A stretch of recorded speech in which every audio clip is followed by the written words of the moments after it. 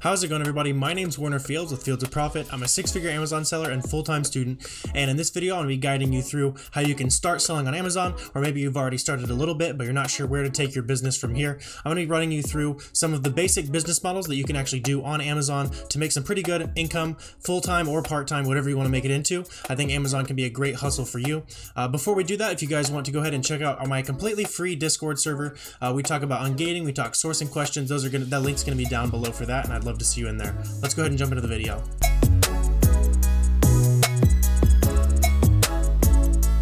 So the first way that you can get started selling on Amazon, I'm sure a lot of you know about this already, but it's selling used books on Amazon. This is how I personally started selling on Amazon. This is a great business model if you want to start selling and you don't have a lot of capital to start up with. You can start selling books with as little as $300-400, just not a ton of startup capital, because you only need two simple tools, and I'll go ahead and show you real quickly how you would go ahead and start that kind of business.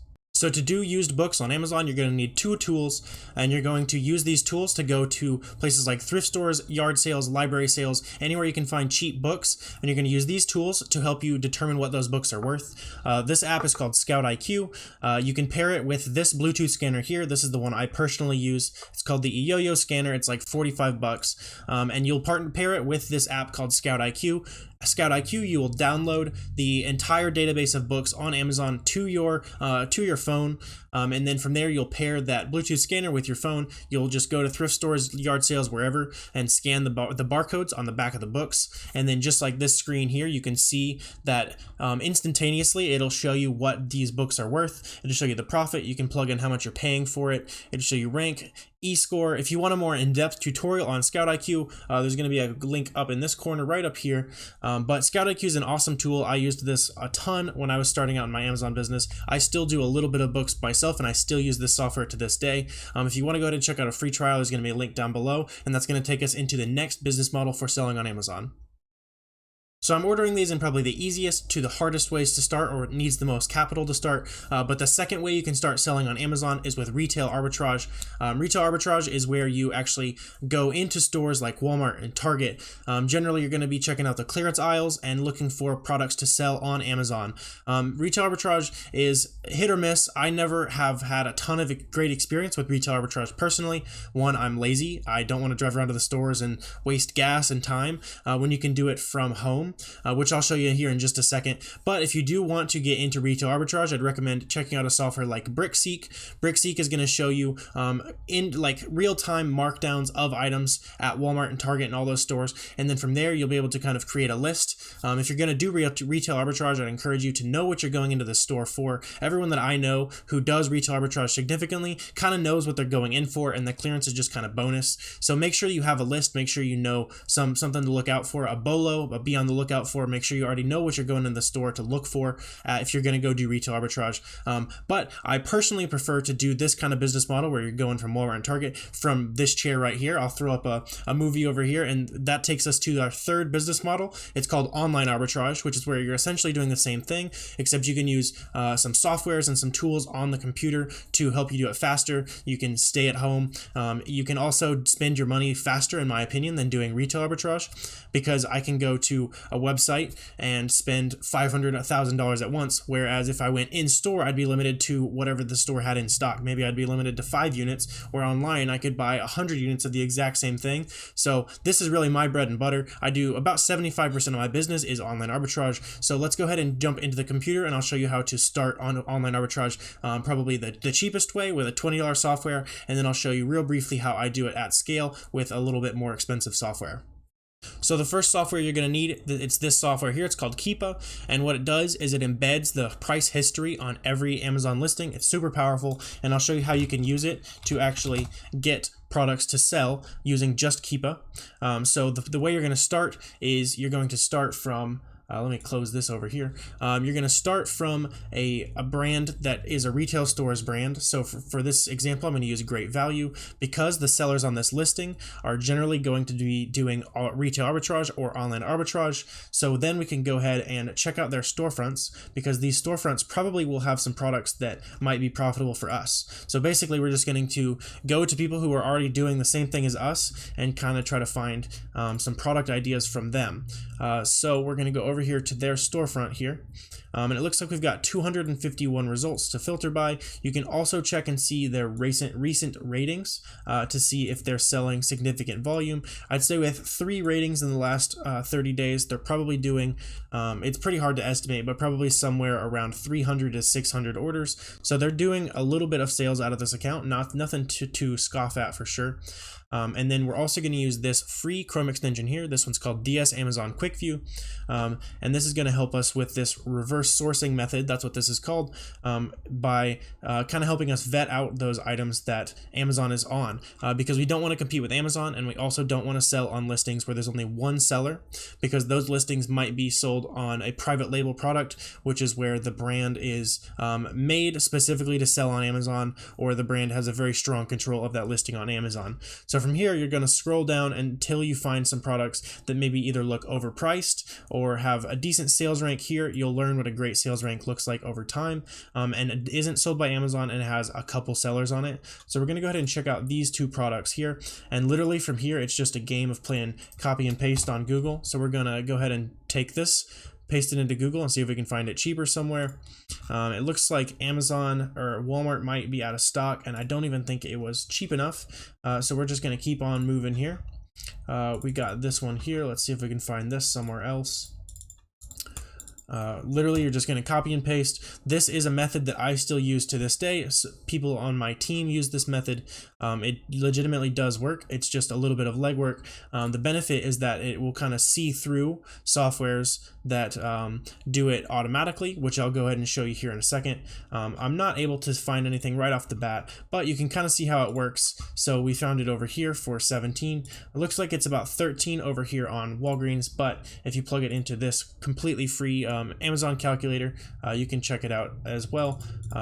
If you plug it in up here, if you plug in that price, it's going to be a negative $2 profit. So from here, you'd probably just keep scrolling down this list until you find something profitable, and then move on to the next storefront. And like I said, it is pretty labor intensive, but this is something that I still do to this day, and people on my team still do it. It definitely does work. It's just a good amount of legwork. So that takes us right into the next tool that I would suggest you use. This is going to be Tactical Arbitrage.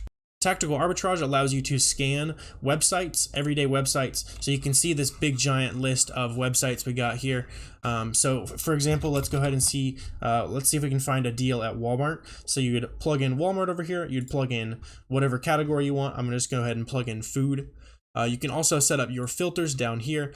You can get really into the weeds with this.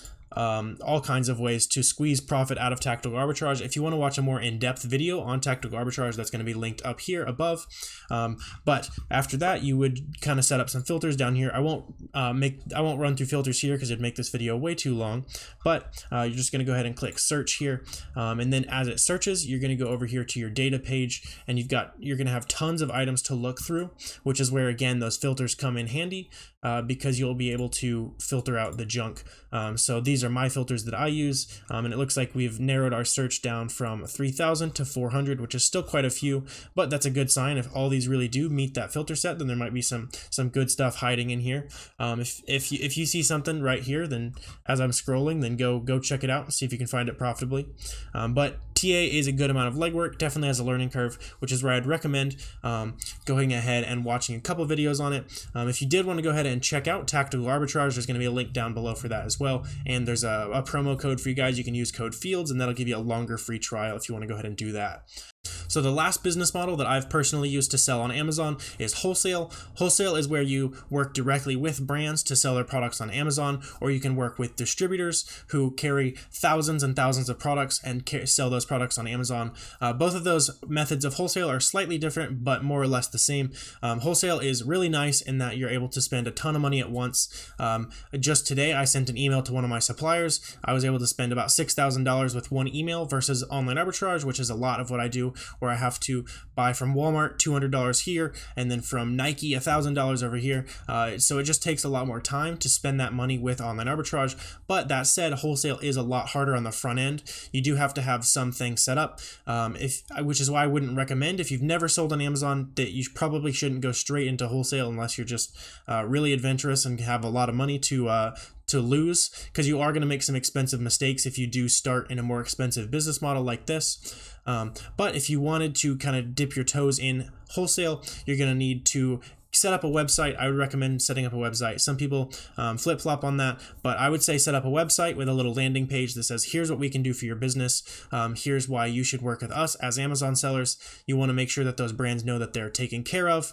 You're also going to want to set up a G Suite email account, or however you want to manage your email, but you're going to want to have a custom domain. Don't use a Gmail, don't use a yahoo.com, just because it's going to come off as unprofessional, and those companies probably aren't going to work with you if you're not willing to put the $10 or a year or whatever it costs to have a G Suite email. It's really, really cheap.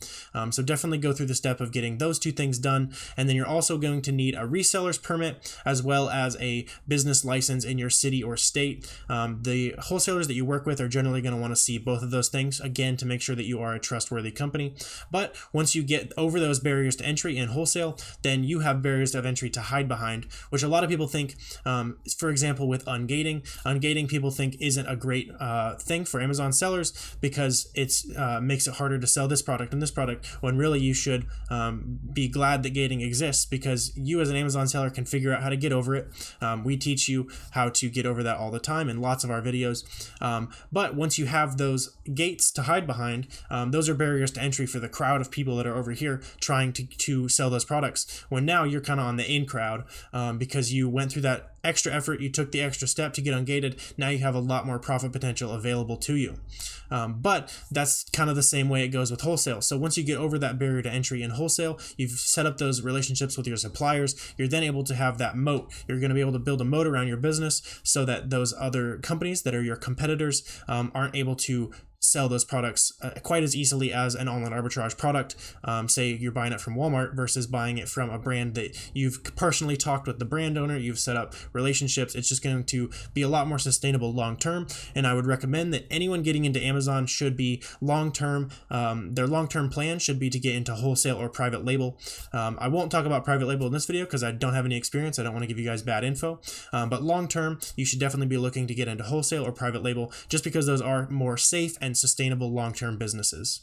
So if you learned anything from this video, I'd really appreciate you hitting that subscribe button down below. Let's make this a trade. Hopefully I've helped out your business in this video. If you could help out mine by hitting that subscribe button, I'd really appreciate it. Hopefully you're well on your way to selling your first product, or maybe your 1,000th product, and you're just looking to kind of shop around for business models right now. If you want to go ahead and join our free Discord, that'll also help you get on your feet with starting to sell on Amazon. We talk about all kinds of great information in there that should definitely help you out as an Amazon seller, and it's free, so nothing to lose there. If you guys want to drop any questions down below, I'm completely happy to answer those. And if you want to hit that like button, help me out, all that good stuff's going to help me out with the algorithm. But with all that said, I appreciate you guys watching, and I will see you next time.